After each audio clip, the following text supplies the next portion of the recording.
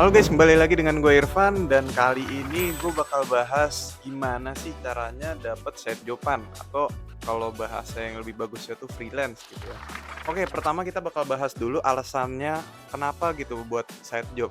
Mungkin kalau kalian sebagai mahasiswa ya, mungkin karena emang lagi ngerantau gitu, jauh dari kampung gitu dan kalian tuh butuh duit gitu. Ini yang alasan biasa yang paling sering gue denger kenapa mahasiswa side joban itu karena untuk duit. Terus habis itu yang kedua itu bisa untuk meningkatkan skill dan juga portofolio. Karena emang kita ngerjain sesuatu nih buat nanti dapat job yang emang lebih besar lagi gitu daripada side joban ini. Terus habis itu yang ketiga karena gabut. Karena emang mau ngisi waktu luang gitu. Nah, yang keempat adalah untuk memperluas koneksi. Karena emang zaman sekarang ya itu semua serba orang dalam, jadinya mulai deh nge-side job supaya dapat koneksi orang dalamnya gitu.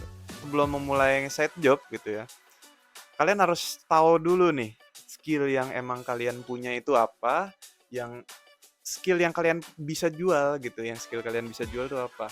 Mungkin kalian bisa ngedesain, kalian bisa fotografi atau videografi, atau kalian emang bisa ngomong gitu, bisa jualan, ngerti sosial media, itu banyak ya. Itu tergantung dari kalian sendiri gitu. Kalian bisanya apa sebagai mahasiswa ini nih. Lu bisa apa, skill yang ngejual tuh apa, dan yang emang paling sering itu adalah di bidang kreatif kalau untuk zaman sekarang ya. Terutama di bidang desain, di bidang video editor, terus habis itu fotografi, videografi, terus habis itu ada juga yang terakhir tuh admin. Yang paling sering itu untuk zaman sekarang tuh ya itu tuh yang gue tadi sebutin. Kalau kalian udah tahu nih skill kalian di mana gitu, kalian udah tahu value yang bisa ngejual tuh apa, kita lanjut nih ke bagian membangun portofolio. Karena sebelum kita mulai nge-side job, itu orang pasti mau lihat dulu kita tuh bisanya ngapain gitu. Jadi kalian harus punya hasil yang konkret gitu ya. Hasil kerja yang pernah kalian lakuin supaya orang yang mau nge-hire lu itu percaya kalau lu bisa ngelakuin pekerjaannya gitu. Portofolio ini kalian bisa bikin dalam bentuk PDF ya, atau yang emang biasa sering di kreatif itu adalah naruh portofolio kalian di Behance. Nanti gue coba kasih contohnya kayak gini nih. Ini portofolio gue di tahun 2025 ini. Atau kalau kalian mau alternatif lainnya, itu kalian bisa bikin website sendiri. Mungkin ini bakal lebih susah, tapi bakal worth it. Terutama kalau kalian mau masuk ke dunia desain atau ke UI UX di situnya. Oke, lanjut. Ini yang bagian paling serunya. Tempat kalian bisa dapat side job itu dari mana? Itu ada beberapa pilihan. Yang pertama itu ada dari Fiverr, terus yang kedua ada Upwork, dan yang ketiga ada yang namanya 1000 Lancer. Nah, kalau pengalaman gua itu ada di Fiverr gitu selama 2019 sampai gue berhenti di tahun 2023. Ini ada beberapa contoh hasil kerjaan gua selama di Fiverr ini. Cuman kalau di Fiverr lu harus ngerti Fiverr, Upwork itu lu harus ngerti yang namanya bahasa Inggris. Komunikasinya itu harus lancar gitu bahasa Inggrisnya. Yang penting bisa ngerti, saling komunikasi itu bare minimumnya gitu.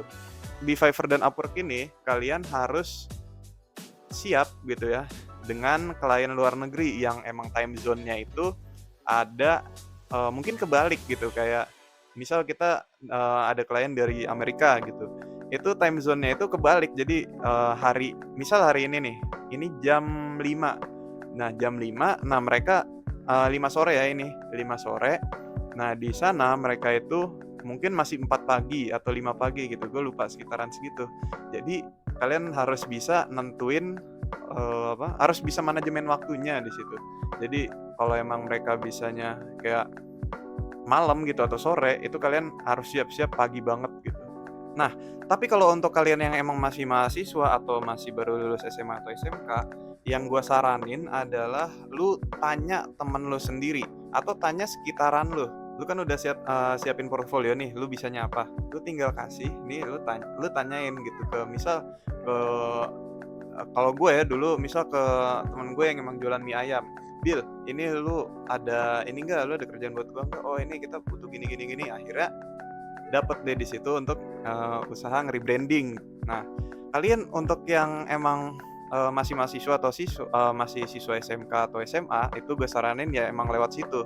Karena yang emang paling deketnya dan yang emang paling, gampangnya itu lewat situ, gitu. Jadinya kalian jangan takut buat tanyain ke teman kalian atau ke kenalan kalian untuk nanyain aja gitu, kayak, "Bro, ada kerjaan nggak Bro? Lagi ada loker nggak?" Gitu. Atau, "Ada yang bisa gue bantu nggak? Gue bisa kayak gini gini gini," gitu. Lu tinggal kirim portofolio lu ke temen lu gitu. "Oh, misal ada nih, oh ada nih bikin desain website." Ya udah, mulai dari situ, gitu loh. Tapi ya, gini ya, kita kalau baru emang mulai jangan berharap dapet proyek yang langsung gede gitu, nggak.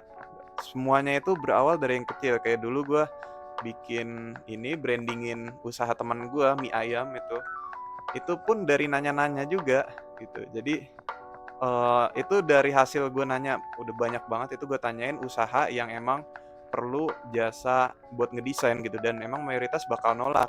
Lu harus siap dengan itu. Tapi dari 50 tersebut mungkin bakal ada satu yang emang bakal nerima gitu, apa yang emang lu mau kerjain. Jadi intinya gini sih yang emang gue pengen tekenin itu kalau kalian emang mau mulai side job-an, itu kalian jangan takut untuk tanya-tanya sama sekitar. Karena emang mayoritas yang bakal kalian dapat itu bakal dari sekitaran kalian juga gitu, yang udah kenal kalian, yang emang udah percaya sama kalian, udah tahu kerja kalian kayak gimana gitu dari portofolio yang udah lu kasih, yang lu udah submit gitu. Oke, lanjut kita ke prosedurnya. Jadi di prosedur ini, ketika kalian udah dapat klien ya, yang emang udah tertarik gitu dengan kalian, jangan lupa tahap pertama itu kalian harus buat brief yang emang bener gitu. Ini yang tahap paling penting banget, buat perjanjian dulu di awal. Ini kalian bakal dibayar berapa dan pekerjaannya apa aja. Itu 2 poin penting yang emang harus kalian tekenin di awal gitu. Sama lanjut ini kalian setelah udah netepin briefnya itu, kalian kerja apa, terus cuma dibayar berapa, terus habis itu revisi juga berapa. Nah, itu kalian masuk ke bagian DP. Kalau gue saranin ya, jangan sampai kalian tuh nggak dibayar di awal, karena kadang tuh gue ada beberapa pengalaman yang emang kadang kliennya itu langsung kabur gitu tanpa ngebayar. Jadi setelah pekerjaannya kelar nih, gue udah submit gitu, tiba-tiba ngacir gitu, nggak ada kabar gitu loh. Nah, minimal itu kalian harus ada DP dulu. Biasanya gue gini, kalau DP itu gue 30% di awal, 70% itu di akhir.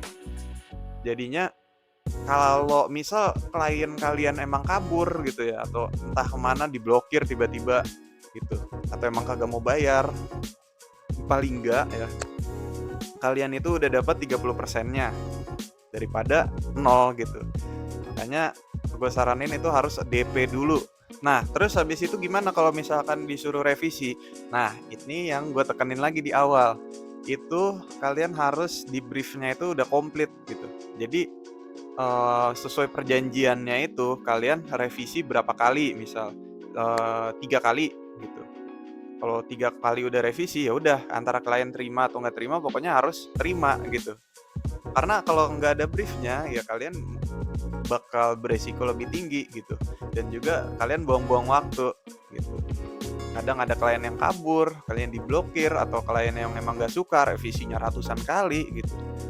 Nah, itu semua harus ditekenin di awal di briefnya. Jangan lupa untuk di briefnya ini juga harus kalian komunikasikan dengan baik gitu dengan klien yang sudah menerima kalian gitu, yang emang mau pakai kalian untuk ngelakuin apa yang mereka mau gitu.